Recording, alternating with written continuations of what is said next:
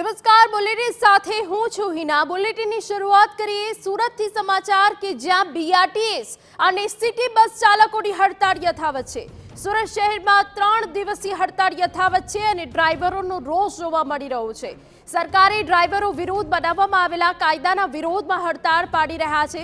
સરકારે કાયદો બનાવ્યો છે કે અકસ્માતમાં મોત થશે તો ડ્રાઈવરને 10 વર્ષની સજા અને 7 લાખનો દંડ થશે। તેનો ડ્રાઈવર વિરોધ કરી રહ્યા છે।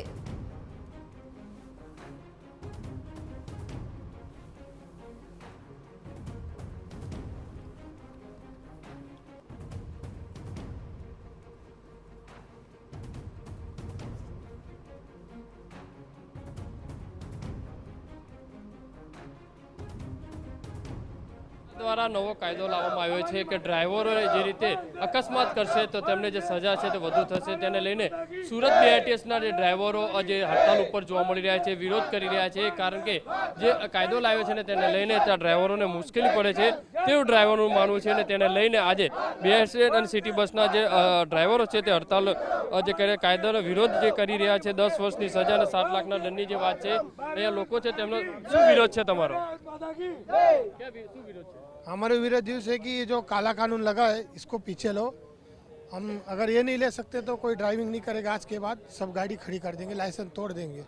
10 लाख नहीं भर सकते, 7 लाख नहीं भर सकते। 10 साल अगर जेल गए तो हमारी फैमिली को कौन संभालेगा? क्या मांगे?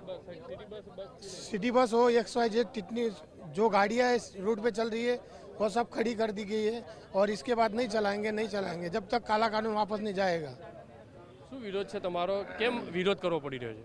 हमारा विरोध ये है कि ये जो काला कानून लगा है ये हमें नहीं पोसा रहा है। मतलब इससे हम इसका विरोध कर रहे हैं। हमारी कोई दूसरी मांग नहीं है कि ये विरोध पीछे लिया जाए। और दूसरा, इससे हमारी फैमिली को तकलीफ हो सकती है। हमें एक्सीडेंट हो गया तो हमारी फैमिली हमारे ऊपर चलती है।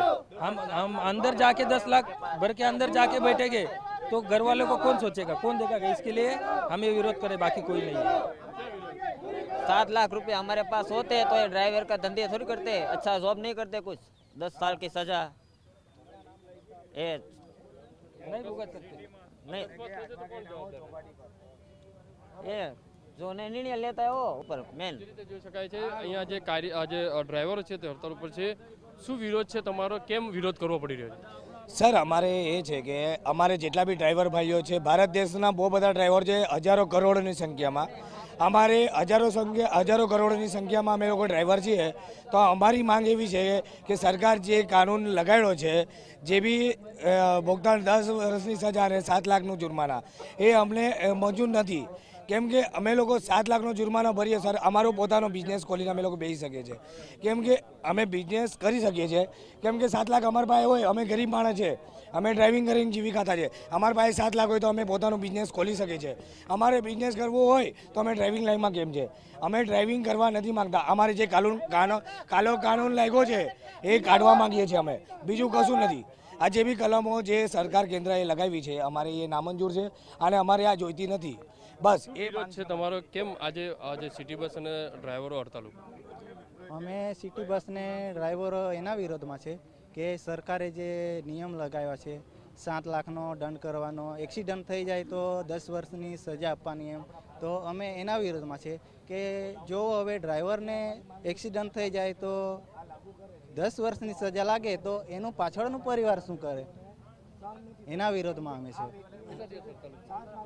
હડતાલ પર જ્યાં સુધી આ જે નિયમ લગાવ્યો છે એનો નિરાકરણ નહીં આવે ત્યાં સુધી અમે જોડાવાના। તો અત્યારે 150-200 ડ્રાઈવરો છે અમે, ને આખા સુરતની સિટી બસો બંધ છે, એના અમે આખી સુરત સિટી બસના ડ્રાઈવરો વિરોધમાં છે આ કાનૂન।